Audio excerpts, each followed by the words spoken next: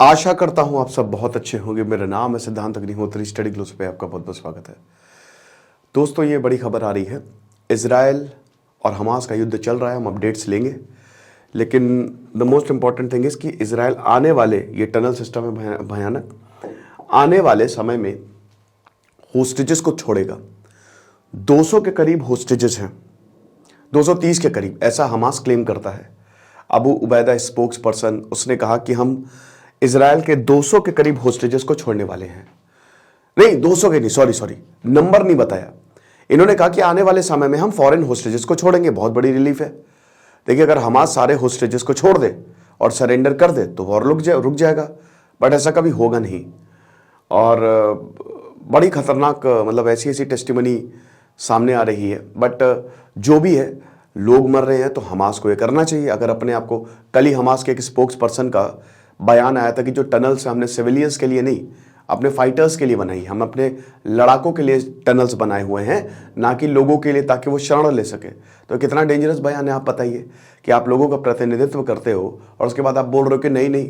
तो साफ साफ दिखता है कौन क्या है। तो इसीलिए अगर ऐसा होता है तो ये बहुत बड़ी जीत होगी। इजराइल तो चाहता ही है कि भाई कोई होस्टेज ना हो, वॉर हो जाए, ये हो जाए। बेंजामिन नेतन्याहू लगातार बोल रहे हैं कि नहीं, प्रोपेगेंडा है, ये है, वो है, लेकिन इजराइल ने ये ठान लिया है कि अब खत्म करेंगे। ये भी स्पोक्स पर्सन ने बोला कि अब जो है ना, असली जंग शुरू होगी। एक बार इजराइल अंदर आएगा तो ये ग्रेवयार्ड बन जाएगा, ये कब्रिस्तान बन जाएगा, तुम आके देखो। तो अब बात यह है कि कितने लोगों को छोड़ेगा। अभी तक 4 होस्टेजेस को छोड़ा गया है। अब हो सकता है सारे होस्टेजेस को छोड़ दे, दैट इज हाईली अनलाइकली, लेकिन हो सकता है 10, 15, 20, क्लियर नहीं है, हो सकता है ना छोड़े। डेफिनेटली कतर जो है वो मीडिएट कर रहा है, क्योंकि हमास की पूरी लीडरशिप कतर बेस्ड है। तो कतर तो है ही इसमें बीच में। तो अब जितने भी होस्टेजेस वो छोड़ेगा, उसका डायरेक्ट इंपैक्ट होगा जियोपॉलिटिक्स पे, बयान आएंगे, सिचुएशन बदलेगी। बट इजराइल अपना स्टैंड जो है वो नहीं बदलेगा। और आज जो है हम 24वें दिन के हैं वॉर पे, बट फिर भी कोई ग्राउंड इन्वेजन नहीं है। कल इजराइल ने बम बरसाया तो रिफ्यूजी कैंप पे बम बरसा दिया, तो वहां पे 30 लोग मारे गए।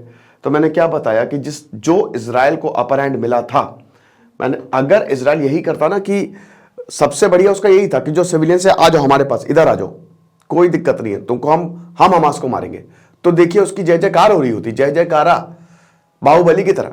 लेकिन उसने सब गुड़ गोबर कर दिया और अब बैकफायर उसको झेलना पड़ रहा है। ये चीज है। तो अपडेट्स ले लेते हैं, हर दिन मैं आपको अपडेट्स देता ही हूं, ठीक है।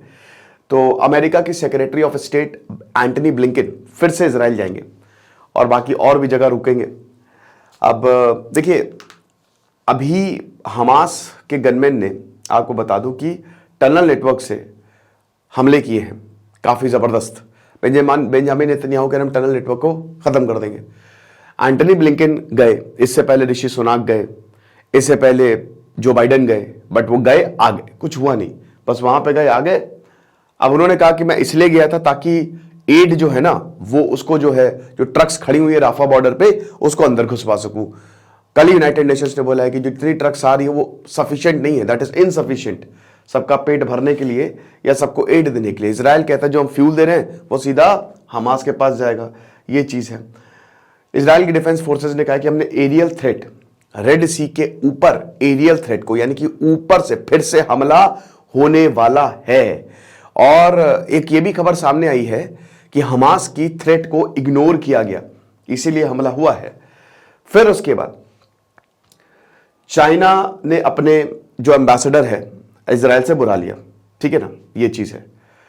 और यहां पे जो Israel violations of international humanitarian law किया है, ये बहुत ही गलत है। इसका संज्ञान लेना चाहिए। चाइनीज एम्बेसडर ने किया, ऐसे कोलंबिया ने भी बुला लिया, यानी कि अब इजराइल और अलग पड़ रहा है। एक जो धड़ा है, देखिए दुनिया इस समय 2 में डिवाइडेड है।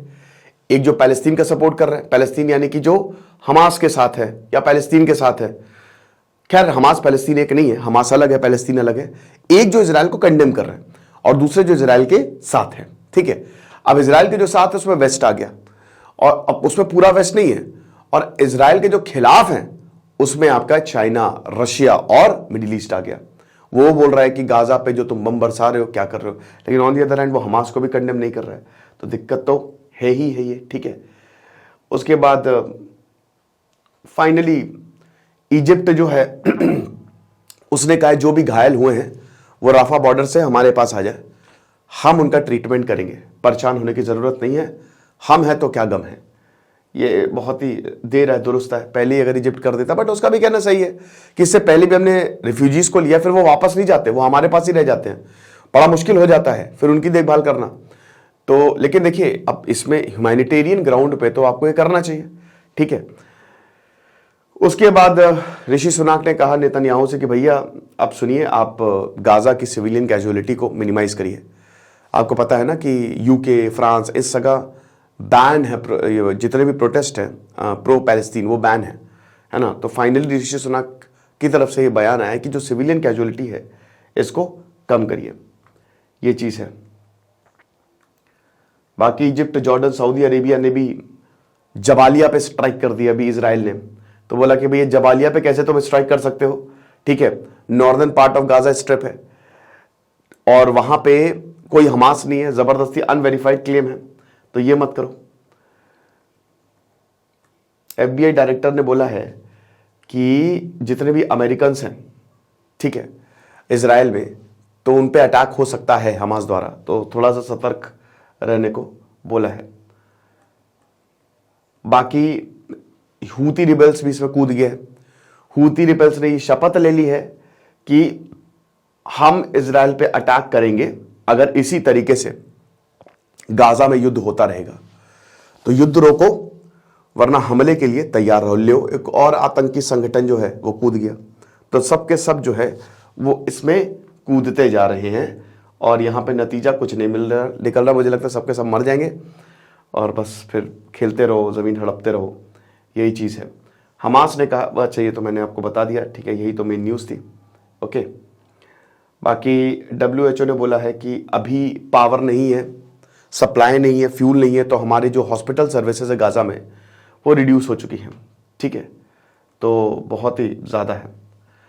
बाकी इजराइल आर्मी ने कंफर्म किया कि हाँ हमने हमास कमांडर को मारने के लिए रिफ्यूजी कैंप पे बॉम्बिंग की, वहां पे हमास कमांडर छुपा हुआ था। यही तो दिक्कत है। आपको क्या लगता है हमास के आतंकी, आपने बोला नॉर्थ से साउथ चले जाओ, साथ में चले गए आतंकी, अब ढूंढ लो उनको, तो बड़ा मुश्किल होगा। आप कैसे आइडेंटिफाई करोगे कौन आतंकवादी है और कौन सिविलियन है, यही दिक्कत है। मारना तो है ही हमास को, उसका तो कोई इलाज ही नहीं है।